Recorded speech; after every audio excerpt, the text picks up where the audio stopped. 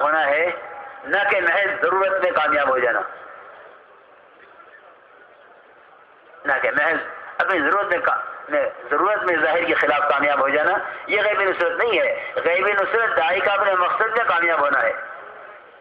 یہ غیبی نصرت انفرادی دعوت کے ساتھ ہے.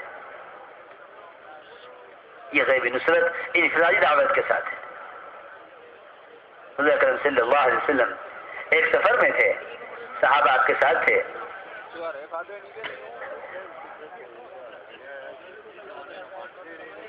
ایک شخص گزرتا ہوا نظر آیا آپ کو، آپ چل کر اس کے راستے پر آ گئے. جب آپ کے قریب آیا تو آپ نے اس کو اپنی رسالت کی دعوت دی. اس نے کہا کہ آپ کے رسول ہونے پر کون گواہ ہے؟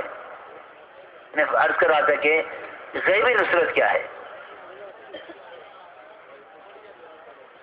آپ نے نہیں فرمایا کہ میرے صحابہ ہیں یہ گواہی دیں گے میں اللہ کا رسول ہوں. آپ نے فرمایا اس وادی کے کنارے پر جو درخت کھڑا ہوا ہے یہ گواہی دے گا کہ میں اللہ کا رسول ہوں. وہ درخت زمین پھاڑتا ہوا قریب آیا اور 3 مرتبہ آپ نے درخت سے گواہی لی. تینوں مرتبہ درخت نے گواہی دی، بے شک آپ اللہ کے رسول ہیں، بے شک آپ اللہ کے رسول ہیں، بے شک آپ اللہ کے رسول ہیں. دیہاتی نے اسلام قبول کیا، درخت اپنی جگہ واپس گیا. مجھے عرض یہ کرنا ہے کہ رواجی طریقوں پر کبھی یہ نصرتیں ظاہر نہ ہو سکتی ہیں اور نہ ان کبھی غیبی نصرتوں کی امید کی جا سکتی ہے. ہم سمجھتے تھے رواجی طریقوں سے رواج ترقی کرے گا، دین ترقی نہیں کرے گا. اس لیے میں نے عرض کیا کہ انفرادی دعوت ایک ایک فرد کے پاس خود چل کر جانا اور مسجد کے فضائل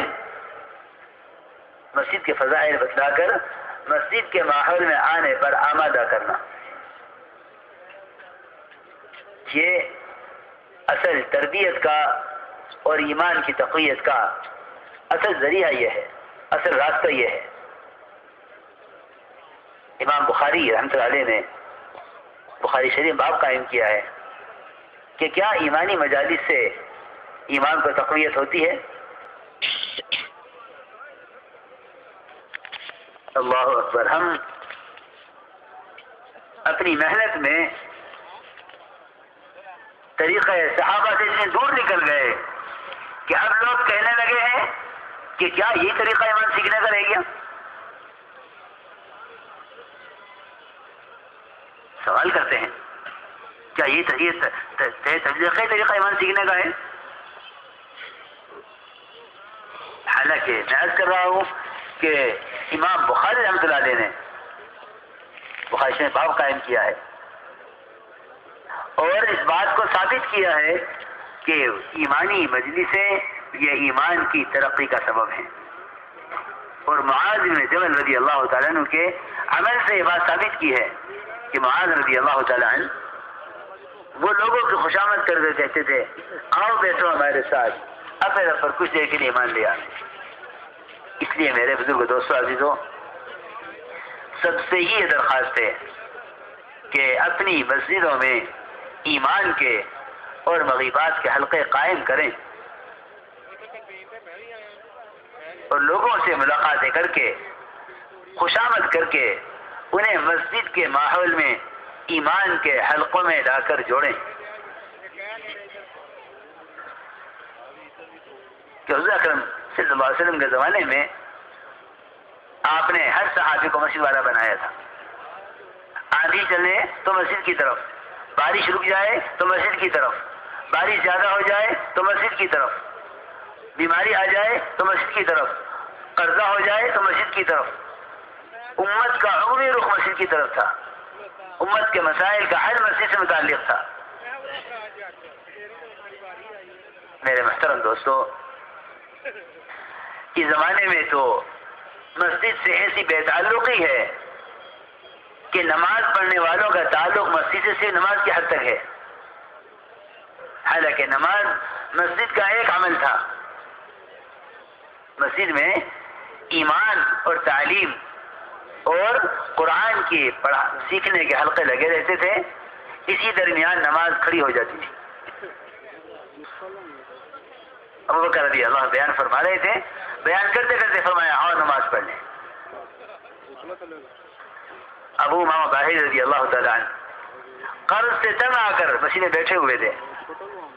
آپ نے پوچھا ابو امامہ مسجد میں کیوں اس وقت؟ عرض کیا کہ مجھ پر اتنا قرضہ ہے کہ میں اس قرض کی ادائیگی سے عاجز آ گیا ہوں۔ آپ اے ابو امامہ کیا ہم تمہیں ایسی دعا نہ سکھلا دیں کہ اگر تم پر یمن کے پہاڑ جبل سیر کے برابر بھی تم پر قرضہ ہو تو آسانی سے ادا ہو جائے؟ عرض کیا ضرور فرمائیے۔ اس دعا کے مستحق ہوئے ہیں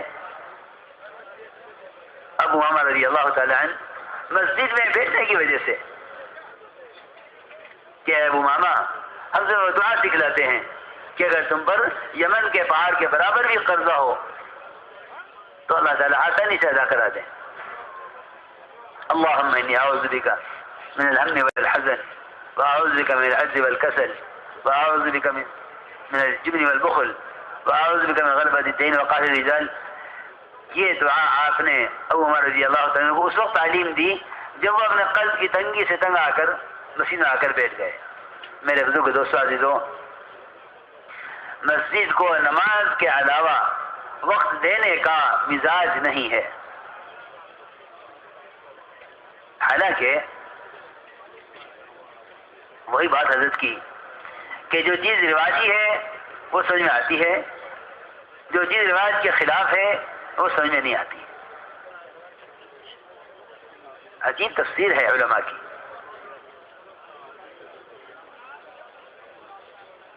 اذا قضیت الصلاة فانتشروا فی الارض وابتغوا من فضل اللہ، کہ یہ نماز ہو چکے تو پھیل جاؤ اللہ کی زمین میں، کہیں کے لیے؟ اللہ کے فضل کو حاصل کرنے کے لیے۔ جس سے پوچھو گے وہ یہ کہے گا کہ ہاں نماز ہو چکی، تجارت کرو، نماز ہو چکی ہے تجارت کرو۔ ابن عباس رضی اللہ خود فرماتے ہیں کہ اس سے طلب رزق مراد نہیں ہے، اس سے طلب علم مراد ہے، اس سے طلب علم مراد ہے کہ نماز ہو چکی ہے کہ کیا کرو کہ کسی علمی حلقے میں بیٹھ جاؤ،